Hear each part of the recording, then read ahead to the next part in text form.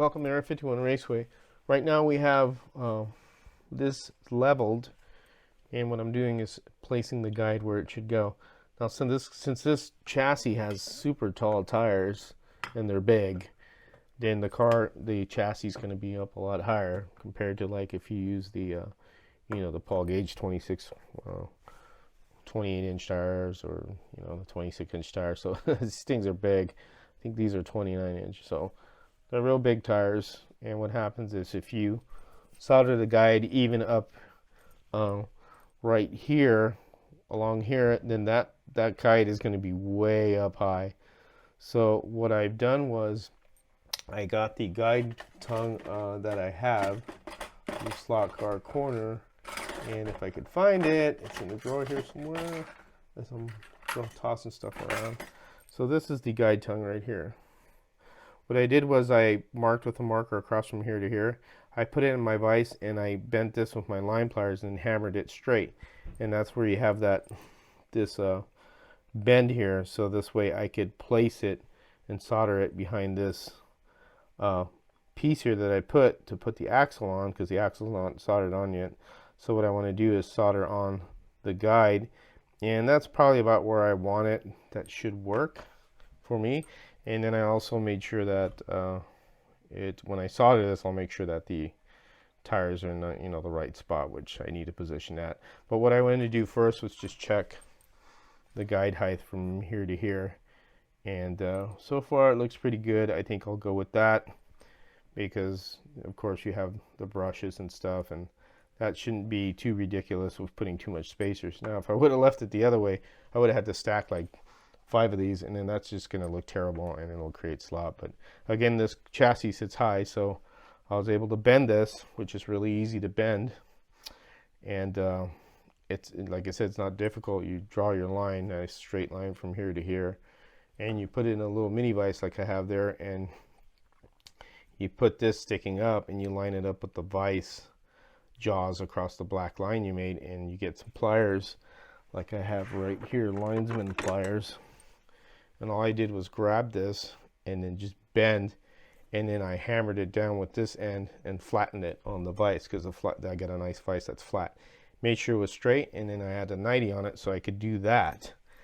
And it's not a real tough thing to do, but I can't leave the guide real high or it's not going to work. So I got it where I need to have it, where it needs to be at, and then I'll position these later. And then what I'm going to do is solder right here, and then underneath it, and then possibly behind here a little bit, but I think we are good right there. So let me get it soldered and then we'll be right back. So welcome back to Area 51 Raceway here. So let me turn off my truer. It's going off in the background here, making a lot of racket, so we could hear it better. So there's been a couple of video issues that I had when I was doing this stuff, so that you can see most of this has been done, and I apologize. But I'm just going to go over what I did, and this is why you need this jig right here. So when I initially set this up, I had originally put the guide right here, and it was flat. Now the only problem with that is when you do that, you got to realize these tires are really big. So this is gonna be like a truck, so it's gonna sit up high. So what I had to do was, get some popsicle sticks and kind of level it, or whatever you could use, pieces of brass, whatever is easier for you to level your car when you have it up here.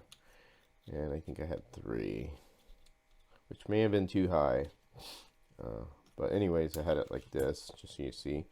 Then I had my front wheels on, and my guide was like way up here.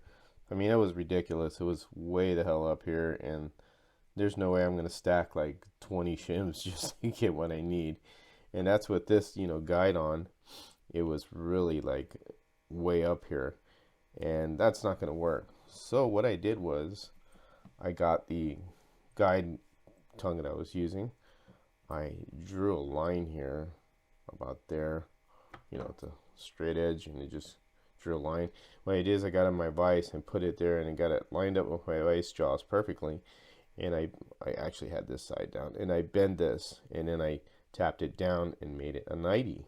So I made it a 90. I was able to put it behind here and get the right height I needed, because there was no way the way I had it was going to work. And still, I had to adjust this a little bit more, heat it up and adjust a little bit more. Then what I did was I used a brass 8120, what's that, 8129 is what this is, I believe. And then I used some 8264 to give the axle height. And again, I'm doing this is all loose as I put it on here. The other wheels on the truer, so I can't show you. So I had it all up here like this. It was all pinned, and what you're doing is you're just lining everything up, making sure the distance between here, you know, the frame and the inside wheel, it's even. I got the caliper, measured the wheelbase from here to here, here to here, make sure it was even. You just have to sit there and make sure you get your measurements and make sure everything is square on it. It sounds difficult, but it's not. You just have to get in there and do it. And I know I didn't video all this, but and we're here at this point with the chassis, but this is what doing scratch building is figuring things out and taking your time. I added, of course, for the wires, these pieces right here. I think that is 11 or 8127, I believe. Could be bigger, I can't remember. But you could use the size you need for the wire that you're going to put through here. And this is perfect right there. And that's what I'm going to have. That's just to guide the wires. And apart from putting the body pads, this is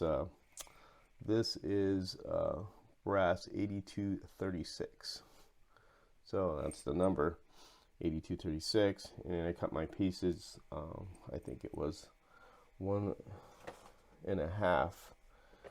Let me get my little handy dandy dealy bobber here. So about 1.5 is what I did. And I cut them on each, equally with my Harbor Freight, saw, my little mini saw. And then I soldered them here and here. And really what I did was, when I had it on the plate, all I did was kind of line them up and eyeball them and held it like this in place, put my flux, and then just soldered.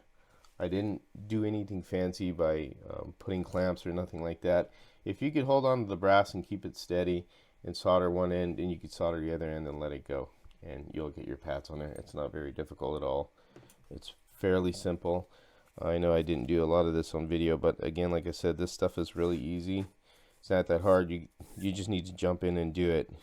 There's other videos where I've already shown how I did this, and I just didn't do it because I had some video problems, but I have done this before, so people could see it. But you have to basically jig this and line it up, put your tires on, even if they're not true, because this one's trued here, and just size everything up and pin everything. You pin the wheels here as well, like this, from front to back, when you're lining everything up, and you pin it off to the size. And you just measure, and again, use your caliper and your little centimeter ruler, and just line everything up. And then you want to make sure that your guide, your depth of your guide is good too, because if you have this too low, this is going to lift the front wheels up, and since I can't go any lower because the way I have this set up right now, if I probably would have used a U-bracket, I probably could have maneuvered it more, but the way I have this set up, it's just sitting on top of the chassis. And then that's why I was able to move this up and down, which I needed to move this up more a little bit. It was a little bit too down, and I put it back on the jig and just raised it up a little. Now, if you solder something and you think it's set in stone, it's not. You just had to add a little flux, add the heat to it, and you're going to see the solder like start to sweat. Then you know you can move it. And how I adjusted this guide was, I had, again, popsicle sticks on both ends, and I knew how much I needed to go. And when I had everything off, I just basically kind of like moved it down, because this is the distance I want. I moved it down flush, and then just make sure it's in place, and let it go and let it cool off, and it'll stay in place. But you could adjust all this stuff. It's not it's not all the all be and end all. If you have everything soldered and you can't move anything, that's not true. You can maneuver the brass and readjust if you need to. It just takes a little time and patience. And again, with more experience you get in this, and trust me, I have a little bit of experience now, that I know some of the mistakes I made. Kind of person that's will even talk to you on the phone if you want, or even go on a video chat if you want to see what you're doing. I don't care. I could help you out. It's no big deal. So anyways, that's it from Area 51 Raceway. We'll continue on.